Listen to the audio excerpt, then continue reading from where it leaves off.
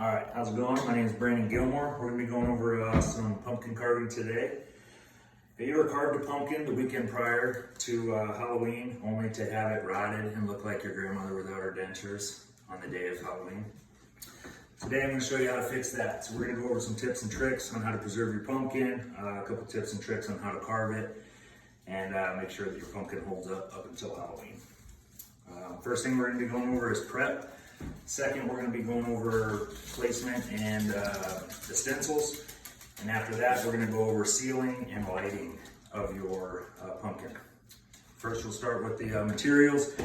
You're going to need a black Sharpie, pumpkin kit saw or a bread knife preferably, scraper, an LED light or candle, little saw, pumpkin saw that comes in the kit, a sharp object to poke the stencils, duct tape, and then 2 different seals, whatever type of sealant you want to use. All right. So first we're going to start with tracing the top. The first thing you're going to do is trace the top of the pumpkin, how you want to cut it out. Just know that when you're cutting it out, you're going to cut at a 45-degree angle. So when you're cutting it, it's going to leave a little lip in there so that your pumpkin lid doesn't just fall in. So after you're done cutting it, you're going to cut off the top, leave a little flat edge like that, and then put it back in.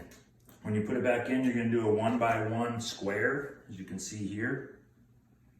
That's going to be for your chimney. That's going to let out the excess heat. That's going to make sure your pumpkin doesn't rot out in the sun or whatever.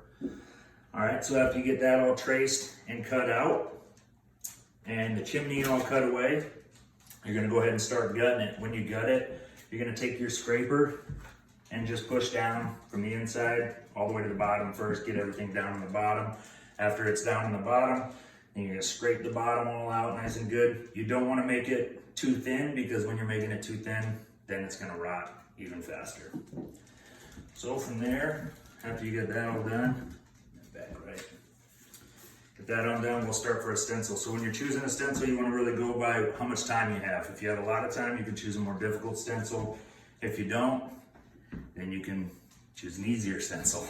So with that being said, I just went ahead and chose a pretty easy stencil. You're going to get it on there. Make sure that you push it all flat onto the pumpkin. Once you get it all flat onto the pumpkin, you're going to tape all the way around it. Don't just tape 4 sides. Once it's down there, you can take a sharp object and you're going to start poking. Go all the way around all of the lines. Once you go around all of the lines, you're going to remove the stencil.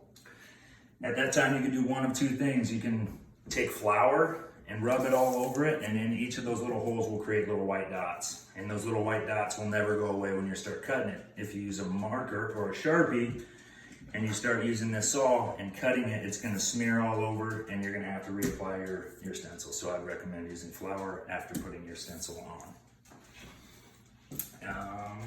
After that, you're going to go ahead and start cutting it out. When you start cutting it out, I'll go ahead and flip this one around for you, or I can show you. When you start cutting it out, you're going to just make up, down movements, small little movements to cut it out.